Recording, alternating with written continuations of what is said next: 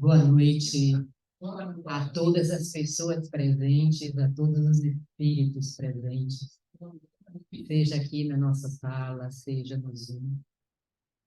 E rogando ao Cristo nos inspirar para que a gente possa sarar as nossas feridas. Eu quero começar pedindo que, por gentileza, troquem de lugar. Saiam do lugar de onde vocês estão e vão para um outro, de preferência um que vocês não costumam sentar. É verdade, você.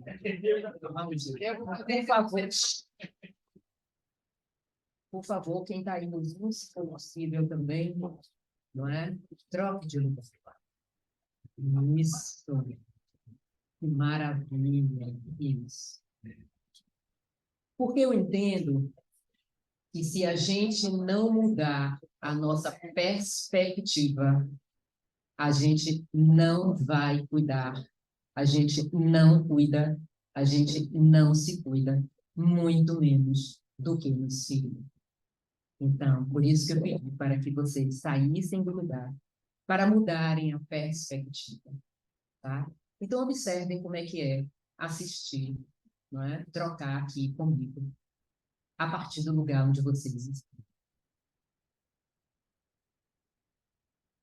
Um homem dirigia por uma estrada com uma velocidade moderada, até que em determinado lugar o pneu do carro furou. E como ele estava numa terra deserta, já era noite, não tinha sinal de celular, o primeiro pensamento dele foi: saio ou não saio do meu carro para trocar esse pneu? Vou passar a noite aqui dentro e amanhã de manhã eu vejo o que é que eu faço. Mas também ele pensou: e se eu ficar aqui dentro, onde você move mais fácil, esteja lá o que esteja, eu nem sei o que ele tem lá fora, mas eu tenho medo. Mas se eu ficar parado? E nessa elucubração ele resolveu sair do carro, abriu a mala, para que então pudesse pegar o step, o macaco, e trocar o pneu e sair dali o quanto antes. Mas qual não foi a sua surpresa quando o macaco não estava lá?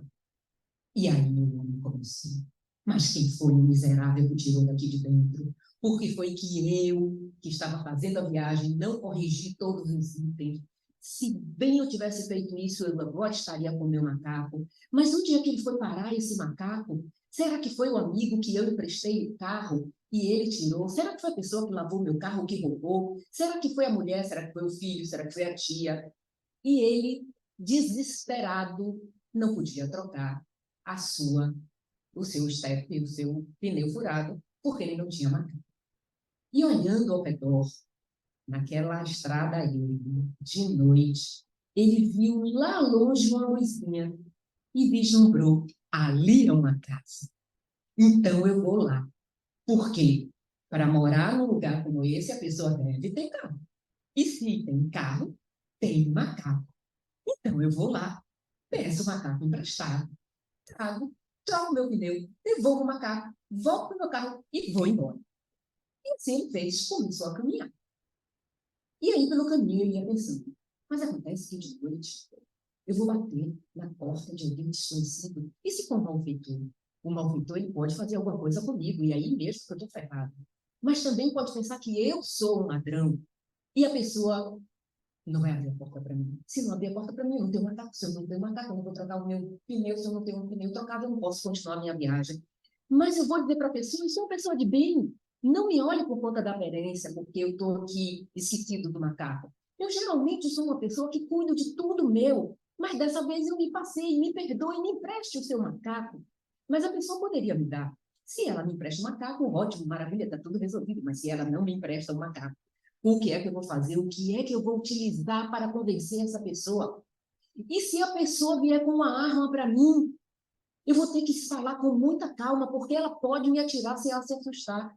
Meu Deus do céu, e se for uma pessoa assim? E aí ele foi, pensando, pensando, pensando assim, pensando, sabe, todos os possíveis. De repente, é uma mulher que está lá, vai pensar que eu sou um estuprador. Não, se for um homem, ele também pode pensar que eu sou um estuprador, e aí é que ele vai querer abrir a porta, mas é para me massacrar. Que não sei, eu sei que Quando chegou na porta, ele estava, eu chamo, eu assovio, eu bato na porta, eu bato palmas, eu digo de casa, o que é que eu faço? Ele então resolveu bater na porta.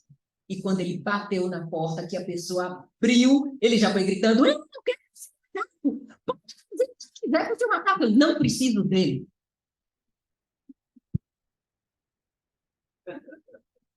Alguém já passou por alguma situação parecida? Alguém se identificou com alguma coisa acontecida neste pequeno trecho da nossa vida cotidiana? Porque, pelo nosso histórico, nós já passamos por muitas situações onde quem apareceu na nossa frente levou uma resposta que não tinha nada a ver. Às vezes, a gota veio antes daquela pessoa aparecer na nossa frente. E tudo que a pessoa pôde levar foi o transbordamento dos nossos silêncios. E com o nosso histórico, em sendo espíritos que já estão aí olhando aqui pela média, né, para mais de 30 anos sobre esta terra, que tem como pai um outro ser humano, como mãe um outro ser humano, e que tem uma família que não é de comercial de margarina, é família de verdade. É possível que esses nossos mais de 30 anos, e em vários momentos da vida, a gente tenha sido dessas expressões aí, que aí está como bebê, mas quantas vezes a gente não ficou atônito porque alguém, sem nem ter perguntado, já disse que não queria o nosso macaco, ou então alguém, sem nem saber se eu sabia o que era macaco, largou o seu macaco em cima de mim. Quem não se sente hoje, dia 28 de outubro de 2023, às 17h55, de alguma forma ferido? Quem nunca feriu? Quem nunca se chateou? Quem nunca foi chateado? Quem nunca se aborreceu? Quem nunca foi aborrecido? Quem nunca xingou? Foi xingado? Quem nunca disse coisas que não repetiria aqui nesse momento? Quem nunca calou? Quem nunca foi para a cama chorando porque isso, porque aquilo? Quem nunca se levantou da cama também, né? Como se tivesse levado um foguetaço partindo para cima de alguém com todos os nossos impropérios? Quem nunca se tremeu de medo que o outro veio de lá para cá? Quem nunca foi daqui para lá com intenção de que o outro tivesse medo? Quem nunca? Quem nunca se sentiu o último biscoito do pacote e se sentiu valorizado, ou se sentiu o último biscoito do pacote em que todos foram escolhidos e só eu é que não fui, e aqui fiquei? Quem nunca? Quem não tem um sem número de histórias para contar? E para aqueles que já fizeram algumas lembranças, que os olhos estão brilhando, eu vou pedir, respirem fundo. Respirem fundo. E quero pedir uma outra coisa para vocês. Lembrando aí dessa parte de vocês que foi ferida, que foi chateada, abusada, desrespeitada. Traz essa parte agora, nesse instante, para seu colo, sabe? Traz para seu colo e convida essa parte. Para a gente poder conversar um tanto, para a gente poder, né, refletir um tanto sobre um sem número de coisas que é possível a gente refletir. Do que a gente está falando? Vocês, Gil leu para vocês, Cuidar do que te feriu. O título original que está na nossa programação é Curar o que te feriu. Eu mudei, licença Tival, mudei. Por quê? A palavra cura vem do latim com o sentido de cuidado, atenção e zelo. A gente fala de cura, que também pode vir do curário, que tem o significado de cuidar, de olhar pouco, de dar atenção, de tratar. Por isso, eu troquei a palavra curar para cuidar. Ferir vem do latim ferire, que é causar sofrimento, e que pode ser também golpear, magoar, rasgar, causar impressão desagradável, travar combate, produzir país por fogo por conta de atrito, por conta de conflito, ofender, melindrar. Ah, essa palavrinha então, melindre. Quem nunca se melindrou? Quem nunca fez, de propósito ou não, o outro melindrar-se? Aliás, eu sou da teoria de que ninguém faz nada nesse sentido. Não é Antônio Carlos que vai me melindrar.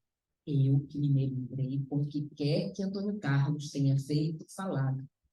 Ou não feito, ou não falado. Porque eu tenho um seu número de possibilidades de responder A. E eu respondi com melindre. Então, todos nós temos feridas. Não é? A gente ouve, inclusive, muito falar sobre a criança ferida. Se fala muito. Mas nós somos um bando de adultos feridos. E todos nós temos, cara, as nossas feridas que nunca cicatrizaram. Né? Às vezes ela faz um cascãozinho, mas a gente sabe que ferida cicatriza de verdade de dentro para fora. Se só faz o cascão de fora para dentro, esse cascão precisa ser retirado e às vezes é mais doloroso, inclusive, fazer isso. Porque às vezes a gente arranja, quer de qualquer forma tamponar para não ver. Não é a melhor. Mas às vezes é tudo que a gente pode fazer. Então, feridas abertas e vivas dentro de nós são atualizadas em diversas situações. É na fila do pão, é no trânsito, o trânsito então é disso, é no trânsito, é no centro espírita, é na reunião mediúnica onde alguém falou alguma coisa, trouxe algum caso que bateu direto com o que eu sinto, com o que eu vivi. Tá? É na novela, é no filme, é na palestra. Então, o tempo todo, nós podemos nos deparar com situações que atualizam essas feridas em nós. E o que a gente faz com isso, né? Porque ser ferido ou carregar uma ferida não é este o problema. Não é? O problema é quando essas feridas ou quando essas instâncias feridas tomam o controle das nossas vidas e fazem as escolhas por nós. Não, porque eu escolhi estar aqui agora, eu escolhi. Mas quando a gente vai olhar mesmo, o que foi?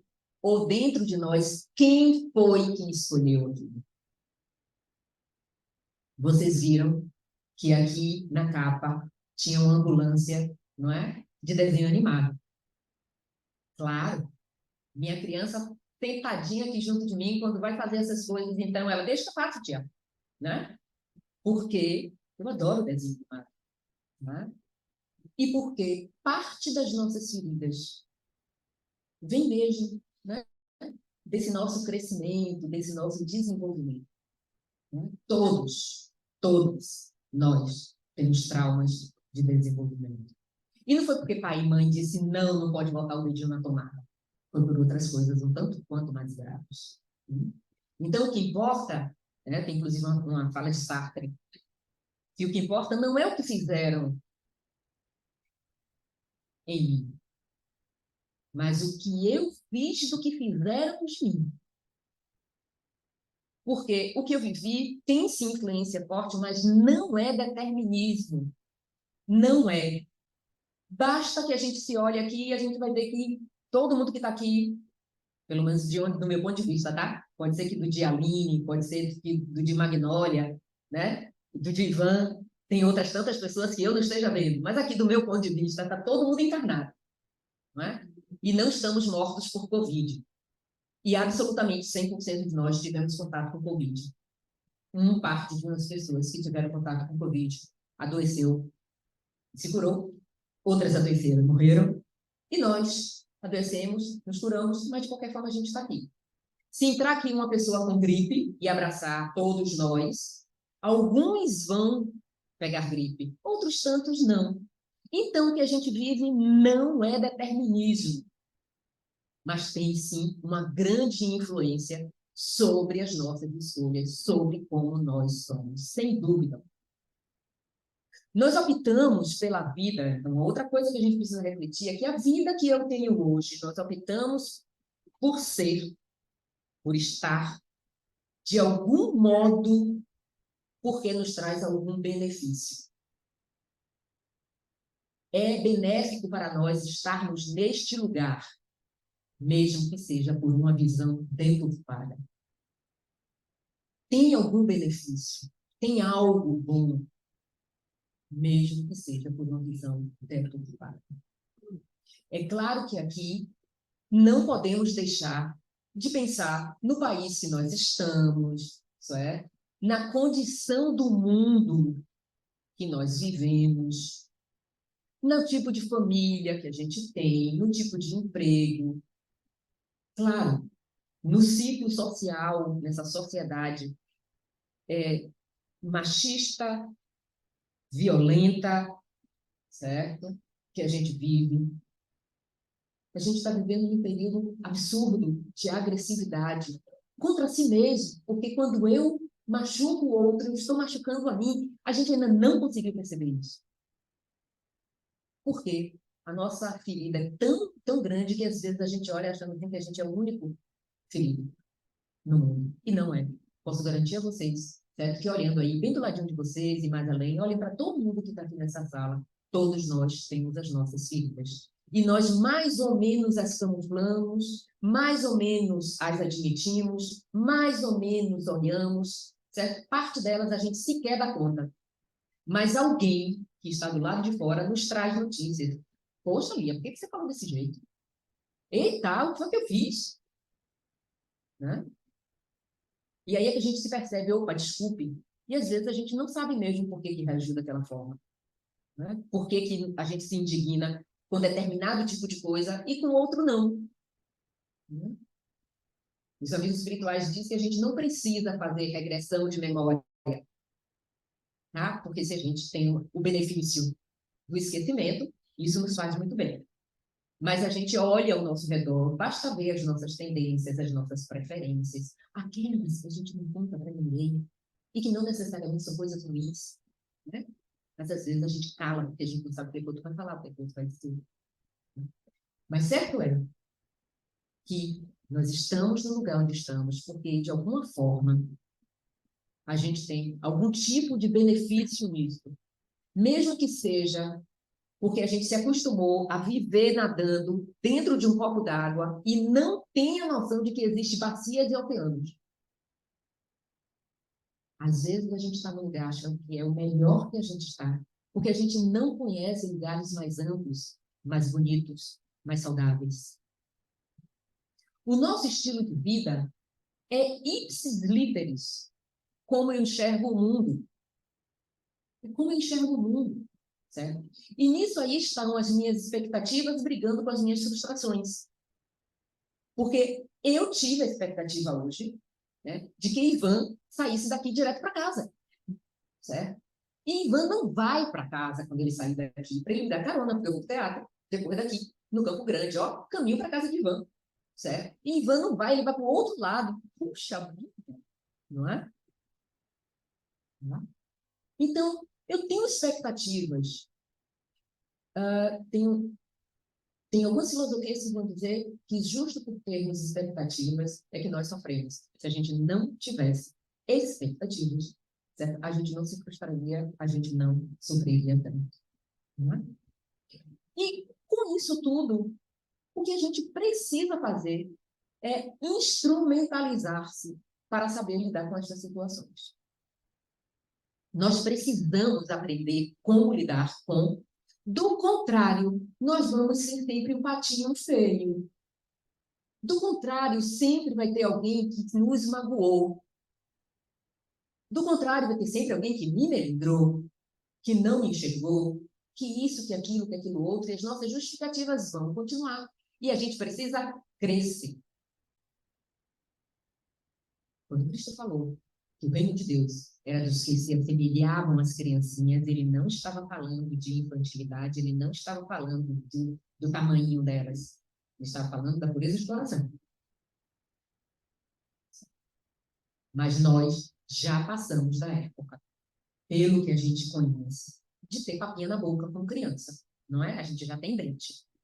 E se uma mãe, um pai, um cuidador teima em dar para alguém que já criou dentes, papinhas, esta criança, esta pessoa vai ter dificuldades na sua digestão mais adiante.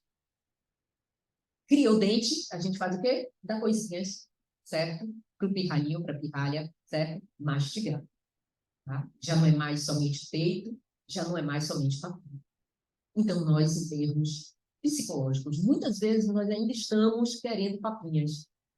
E aqui o convite é que a gente aprenda a olhar os nossos dentes, que, por sinal, tem uma conotação da nossa agressividade. Porque para morder uma maçã, certo? Um pedaço de carne, se eu for como se fosse um banguela, né? Criança banguela, a gente não come, a gente precisa cravar os dentes. Né? E quando a gente tem alguma coisa para dizer, eu quero muito isso, a gente diz, agarre com unhas e dentes. Então, para as nossas curas, para as nossas modificações, a gente também precisa trabalhar por aí. Tá?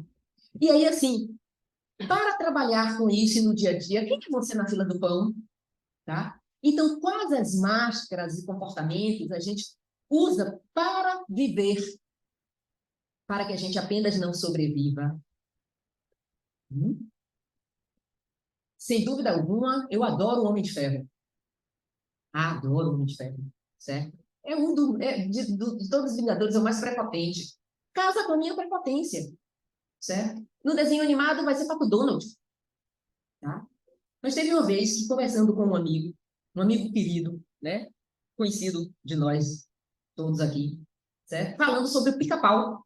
Gente, o pica-pau, ele é perverso, certo? E um dos amigos que a gente estava dizendo, eu adoro pica-pau. Tá, e quando a gente foi assim, um foi analisando do outro, o pica-pau é perverso, certo? Ele fez, rapaz, eu nunca tinha parado para pensar nisso. Então, por isso que eu trouxe aqui quem é. Porque tem os heróis, vocês viram que tem as máscaras dos vilões, certo? Atrás. Assistindo ao filme Arsène Lupin, certo? Que é uma minissérie que tem. A gente torce, eu torço pelo ladrão, certo? Porque ele é um ladrão de casaca chamado. Eu torço por ele para ele não ser pego, certo? Então, com quem é que você se identifica? Não é? E aí eu quero trazer aqui, em algum momento eu vou pedir para falar sobre a jornada do heroísmo interior como uma palestra inteira para a gente poder mergulhar mais nisso. Mas tem um livro chamado Despertar do Herói Interior, de Carol Pearson, que vai trazer para a gente ensinamentos que Joseph Campbell, né, antropólogo, certo, filósofo, trouxe no Herói de Mil Faces, conhecido mundialmente, certo, que é alguém que estuda muito sobre os mitos, sobre a mitologia. Ela diz, ela vai falar para a gente que nós estamos no nosso dia a dia, na nossa vida, como numa jornada de um herói. Que para Jung vai ser o nosso caminho de individuação. O herói, em todas as histórias, em quadrinho ou de filmes que a gente conhece, é aquele que sai de casa, certo? Que tem alguma qualidade especial e que toma para si uma tarefa, e a tarefa é para salvar o reino. E geralmente se dá uma recompensa para esse herói, certo? Ou porque ele vai governar, ou porque ele vai ficar com a princesa, ou porque ele vai ficar com o príncipe, certo? E ele sai e ele precisa passar por algumas provas para justificar ou para provar que realmente ele é o cara ou a cara, certo? E daí ele enceta uma jornada, luta contra os dragões, contra os inimigos, vai lá, conquista, né, o seu santo grau, por assim dizer, e traz de volta para compartilhar com a comunidade ou libertar a comunidade. Jung vai falar que nós fazemos isso no nosso mergulho interior, em busca do si mesmo. Né? Então, nós todos estamos, inclusive enquanto espíritos, né? Que a gente cresceu, foi criado simples e ignorante, a gente veio pela feira do bem e do mal, e a gente está fazendo como que um loop de retorno, né? A nossa origem para dentro, não que a gente vá se fundir a Deus novamente, a gente sabe que não é isso. Mas nós estamos, não é, aqui na nossa jornada em busca do nosso aprimoramento. E esse aprimoramento é tirando todas as capas que a gente já colocou para que a gente mergulhe de novo na fonte primordial. Então, ela traz que, nesta jornada, o herói primeiro passa por uma preparação. E aí ela traz 12 arquétipos. Eu não vou falar sobre arquétipos, vou dizer assim, 12 facetas que nós podemos experimentar no nosso dia a dia.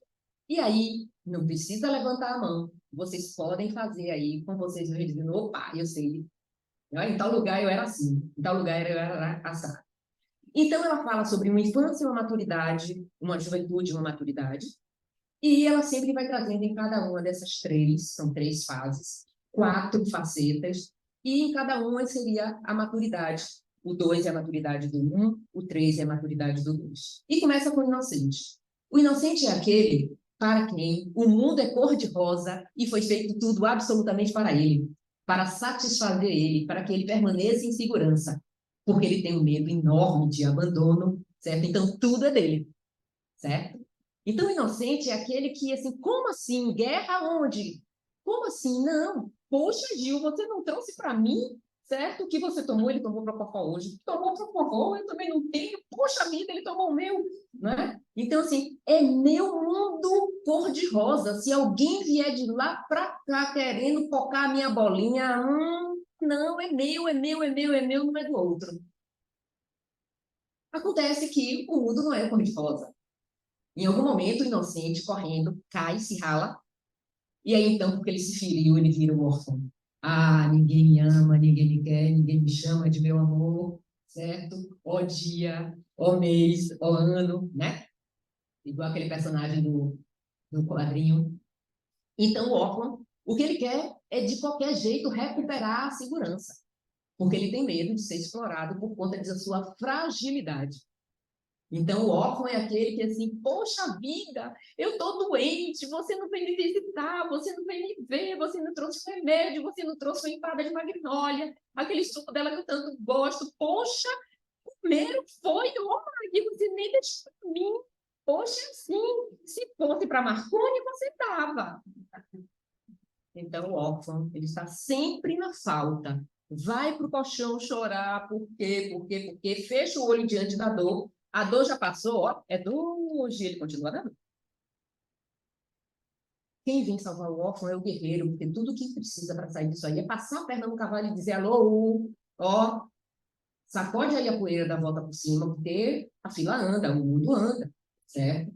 Então, o guerreiro é aquele que tudo também, se ele estiver no seu papel negativo, tudo é motivo de guerra. Ah, não, Gil, eu quero o computador mais para cá. Não, Lia, mas vem mais para cá, porque assim aparecem os dois. Não, não, mas eu não quero. Não, você vai lutar agora, já está perto, você vai tomar água, certo?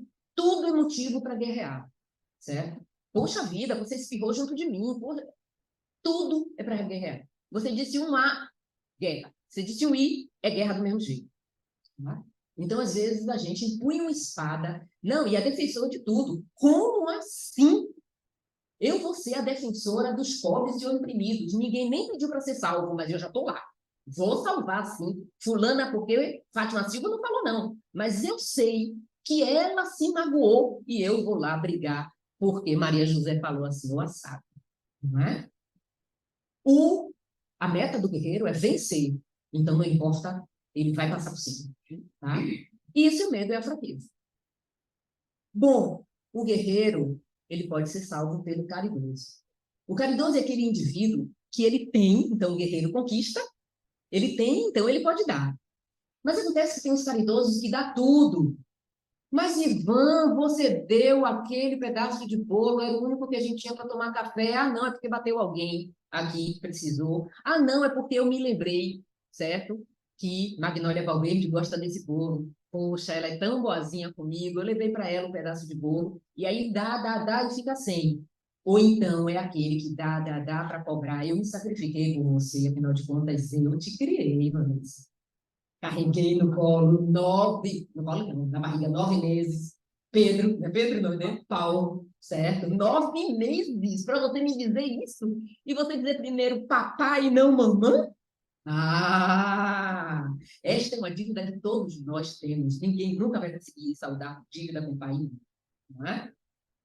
Dando um passo adiante, então a jornada real mesmo, nós temos o explorador. O explorador é o inocente já na adolescência, que é buscar pelo melhor, é tudo que ele quer. Então, é aquele indivíduo que bota mesmo a mochila nas costas, o pé na estrada e vai procurar o melhor. Acontece que, às vezes, a gente é um tal de um explorador que, para a gente, nunca se satisfaz. O tempo todo está procurando coisa melhor, coisa melhor. E aí, Dilton já teve não sei quantos empregos e nunca foi suficiente. Nunca foi bom, nunca foi bom, nunca foi bom, nunca foi bom. Nunca tem estabilidade. Sabe, sei lá, o que é lidar com uma pessoa dessa forma. Não, mas acontece que agora vai ser bom. E aí vai lá, não, não, é o próximo que vai ser. E nunca está bem. Ele busca pelo melhor, ele tem medo do conformismo e o tempo todo ele está no caminho. Nunca também está em casa para ajudar a lavar o prato, né? Porque, ó, o que eu estou lá pensando, lá em Aracaju, certo? Minha mãe que quiser que venha atrás de mim, porque é lá em Aracaju que está o meu destino, é para lá que eu vou, né? O destruidor é um indivíduo que, ora bolas, se eu acumular, acumular, acumular, eu começo a ter dificuldades com os meus acúmulos. O que eu preciso realmente é tirar o que não me serve mais. Eu preciso, o que não me serve, eu preciso largar. Porque às vezes a gente arrasta um bocado de fantasma, certo? Alô, já passou, ó, Tereza, ó, já passou um tempão e você ainda se importa com isso? Não é? Mas o destruidor pode ser também alguém viciado. Pode ser viciado em drogas, viciado em filme, viciado em falar do outro, viciado em comer, e leva à destruição para isso. Alguém de compulsões destrutivas e autodestrutivas. Alguém que fuma, né? Ele quer, sim, essa mudança, mas, às vezes, ele escorrega. O amante é aquele que o amor a tudo cobre a multidão dos pecados, não é? Então, o amante vai em busca de felicidade, certo? Ele tem medo da perda do amor. Mas o amante pode ser aquele indivíduo que o tempo todo está trabalhando para nos seduzir. Então, não é porque isto fica melhor com aquilo. Mas é porque, vem olha só isso que eu trouxe, foi desta forma, seduz o tempo todo. E o tempo todo se apaixona, ou então o tempo todo está destruído por conta de paixão. Certo? Não curou uma paixão, está apaixonado pela outra, está apaixonado pela terceira, pelo terceiro, pela quarta, por duas, três ao mesmo tempo, apaixonado pelo trabalho e se ferra, se dá mal, certo? Então está sempre estropiado. O Criador é aquele que, ora, mas se eu já conquistei tudo isso, eu tenho possibilidade de criar as minhas coisas. Mas, às vezes, o criador é aquele indivíduo que pega tudo em casa, certo? Para desmanchar, para fazer uma coisa nova, e essa coisa nova nunca funciona, nunca está pronta, certo? Resultado, teve que comprar de novo o liquidificador, a batedeira, porque ele inventou mirabolâncias, certo? Porque, não, aquilo dali, né? Mas só que nunca está certo, nunca está bom, nunca para. Então, a casa o tempo todo está em polvorosa, certo? Porque, não, agora eu vou criar um negócio, agora eu vou criar uma parceria, agora eu vou criar uma forma nova de palestrar e tá, tá, tá. E vamos se olhando. A terceira já é da maturidade, né? Então, assim, depois de fazer, de caminhar, o herói finalmente volta para ele ser o governante, né? E nesse do governante, tudo que ele quer é a ordem, e teme muito caos, teme muita bagunça. Então, a gente, no governante ferido, a gente é ditador em casa. A única forma de fazer é a forma de Ana Cristina. Não tem outra. Então, a gente vira um ditador, não é? Então, só vai fazer a plantação depois que tiver uma mudinha. Só vai fazer o dever ou ir pro recreio depois que fizer o dever. Quando às vezes o indivíduo, com prazer, ele vai fazer o dever com muito mais vontade. Né? Então, o governante, ele termina sendo um ditador, porque ele faz a lei. Se não for pela minha lei, ninguém serve, ninguém presta. Um outro é o mago. O mago é aquele que tem poderes mesmo, ele tem poderes, né? Então, magnetismo. E, às vezes, ele utiliza esse magnetismo para justamente fazer com que o outro seja o seu capacho. E, às vezes, a gente olha de um lado e olha de outro e diz assim, não sei por que a Minnie continua nessa situação, porque é que ela não enxerga isso. Mas é porque não enxerga porque o outro, de alguma forma, magnetizou, certo? De tal forma, utilizou os seus poderes mesmo intelectivos, sentimentais sobre o outro, que pôde manipular o outro, não é? E o outro fica assim, sem ter o que fazer. O bobo é o último, né, dessa jornada e é quem dá a mão para a criança. Na verdade, o bobo positivo, nos nossos filmes, o que a gente vê é que o bobo é aquele que pode dizer para o rei todas as verdades sem perder a cabeça. Porque ele diz de uma forma tão jocosa, tão brincalhona, né? O rei tá nu, certo? E se qualquer outro que disser, vai morrer. Tá? Só que o bobo, no seu negativo, no nosso dia a dia, é aquele que só quer brincar. Então, com tudo faz pilhério, com tudo faz uma piadinha. Né? Sabe aquela história de assim, perco o amigo e não perco a piada? Perde amigo, mulher, marido, certo? Esposa, irmão, perde tudo, perde o negócio, perde o emprego, porque só quer saber da diversão. Não, porque a vida é tudo uma diversão. E a vida não é uma diversão nesse sentido. Tá? O sábio é aquele indivíduo de que o sábio é quem já experimentou, então fala pela experiência. Obrigada, Ivan, que eu suplantei aí o sábio. Mas a verdade dele é a única que prevalece, certo? Então, no negativo, certo? O sábio é aquele que só a minha verdade, certo? Se eu disser que o vestido de Magnólia Valverde é azul, é azul. Se alguém disser que é laranja, é porque não está enxergando direito, porque é a minha verdade. Então, assim, sou eu que estou certo, não é? Né? Tem uma pessoa que tem estado mais próxima de mim, que a gente vai falando as coisas e ele diz assim, eu sei, Lia, certo? Aí eu rio, então não precisa dizer mais nada, porque você já sabe. Já sabe, mas não sai do lugar. Né? Não emprega, né? Não tem sabido sair do lugar. Né? Hoje em dia ele já está rindo com isso, quando eu digo, tá, então fica calado, você já sabe. Né? Então a gente diz assim, não, porque eu sei, eu sei. E aí já corta, gestalt, o outro não pode falar mais nada. Não é? Bom, então a gente tem aí um bocado de coisa, a gente vai fazer o quê com tudo isso? A gente precisa processar e ressignificar. Não é? Então tá aí o meu pato Donald, certo? Com tudo isso, né, para fazer a sua receita. Qual será a receita que ele vai fazer? Então, a primeira coisa que a gente precisa fazer é admitir, reconhecer como é que é e como é que está. Tá? Então, a gente precisa admitir. Se eu não admitir que o vestido de Magnólia Valverde é laranja, eu continuar teimando que é azul, certo? Eu preciso admitir, pelo menos assim, eu posso estar equivocada. Então, o sábio, negativo, ele não admite também equívocos. Ele não coloca o poder da dúvida, porque a certeza dele é a certeza. E na psiquiatria a gente diz que certeza do psicótico, né? A dúvida do neurótico, é preferível ser eu duvidar. Então, eu preciso admitir. Depois eu preciso aceitar. Aceitar não é aprovar, mas enquanto eu não aceitar que eu tenho um equívoco na minha forma de avaliar as coisas, eu não vou querer olhar para isso. Então, é olhar de frente e constatar, esta é a minha realidade. Eu preciso aceitar. O vestido de Magnólia é laranja.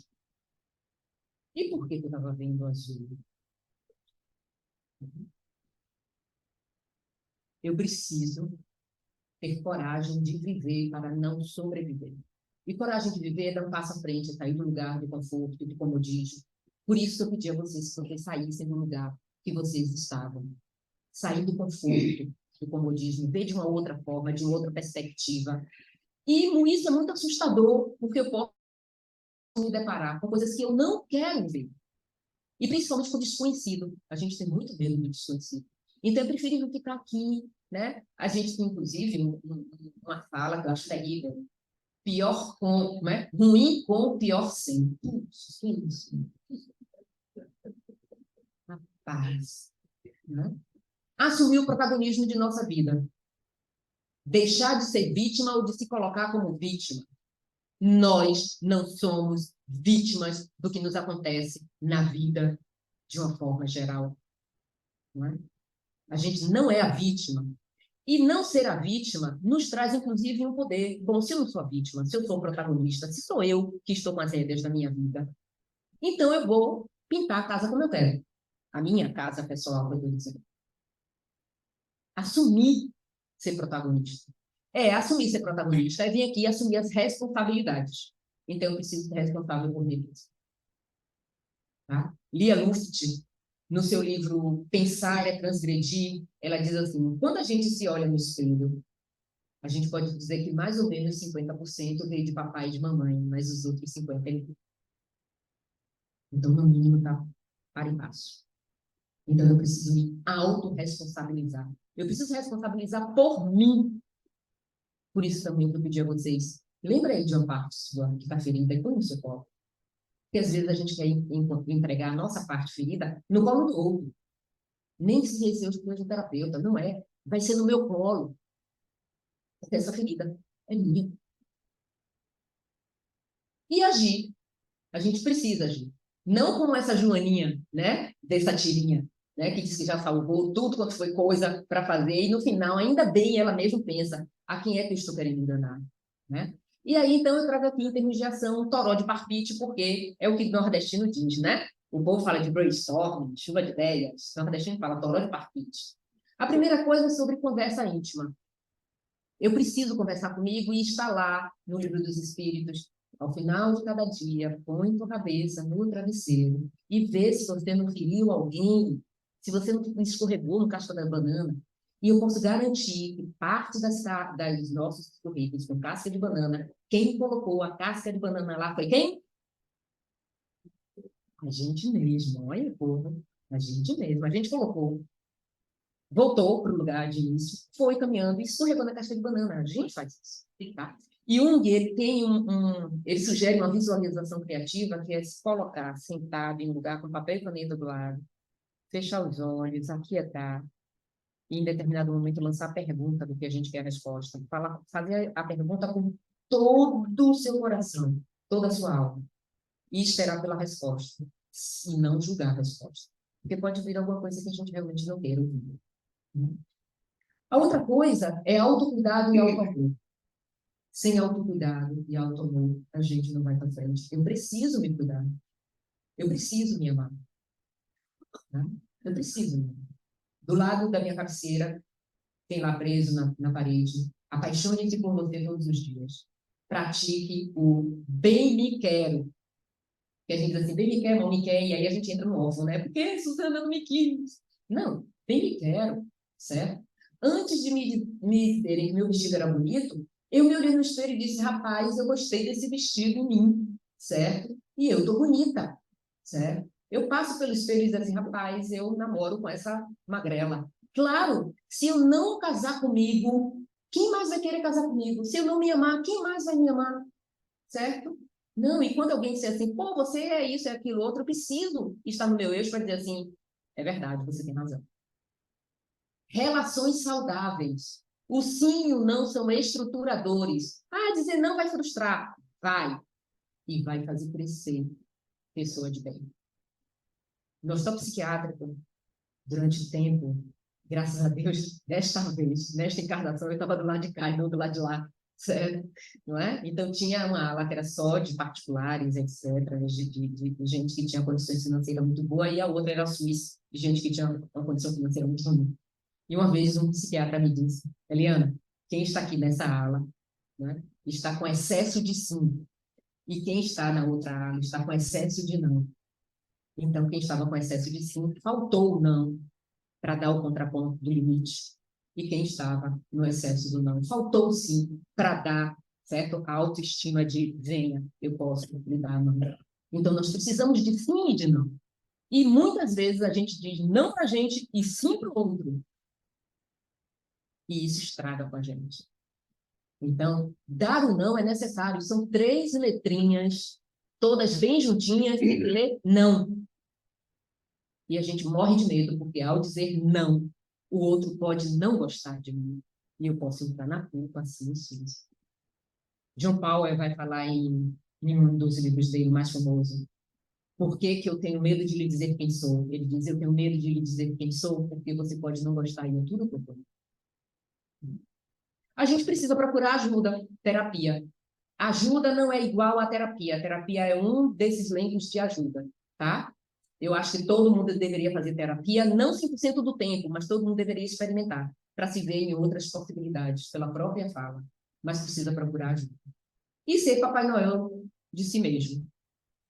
Ser Papai Noel de si mesmo é o seguinte aqui, rapidinho para a gente finalizar. É assim, se a gente tem uma criança ferida, que teve carência, que não teve o pão de ló, que não teve o Natal, que não teve a festinha como queria, que não teve o carinho. A única coisa que ela tem nesse instante, que realmente não vai faltar a ela, sou eu, adulta. Certo? Então, eu preciso pegar essa criança minha, botar no colo e dizer assim, o que é que você precisa para que você não lance isso para o outro, ó, a minha parte ferida, tomando escolha por mim. Ah, eu gosto de sorvete. Então, vem, eu vou te levar para tomar sorvete. Não pode tomar o pote todo de uma única vez. Mas eu posso, hoje, como adulta, lhe pagar o sorvete. E vamos tomar, gente. Quer tomar o quê? Lampendo, se molhando toda, se sujando toda, se a gente vai na crema. Esse sorvete é delicioso, tá vendo? Certo? A gente saiu de dentro da sorveteria, o sorvete está derretendo, certo? Porque não é feito com aquelas coisas hidrogenadas, ele está derretendo. Então, a gente precisa realmente passar a língua e ser rápido nisso. E aí, ó, já se melecou todo. Ou a gente ri e se diverte com isso, ou a gente não vai sair de sorveteria para comer, para tomar sorvete. Tá? Então, a gente precisa ver o que está me faltando, que eu posso ser minha Mamãe Noel, para que eu possa me proporcionar. Né? Aí tem aqui a letra da música Titãs. A gente quer comida, diversão, arte. A gente quer saída para qualquer parte. A gente quer bebida, diversão, balé. A gente quer a vida como a vida quer. A gente quer comer e quer fazer amor. A gente quer prazer para aliviar a dor. A gente quer dinheiro e felicidade. A gente quer inteiro, não pela metade. Desejo, necessidade e vontade. Que a gente possa bem avaliar isso. O que é do meu desejo? O que é necessidade? Necessidade é aquilo que, se não tiver, eu realmente vou morrer. Certo? E o que é vontade? Para que a gente possa se autopresentear. Tá? E não esperar que o outro me dê. Pô, mas eu esperei que no meu aniversário você me dissesse isso, eu te falei tanto sobre isso. Não, se dê presente. Se dê de presente. Tá? E garanta que você vai ter o seu presente. E faça seu aniversário com você. Tá? Uma pessoa em crescimento renova-se a si mesma, tão nova quanto um novo dia. Estude sua face, suas mãos, estude sua voz. Procure pela mudança, e é certo que ela já mudou. A mudança muda, a gente não? Com certeza sim. Basta que a gente dê o primeiro passo. Obrigada pela atenção.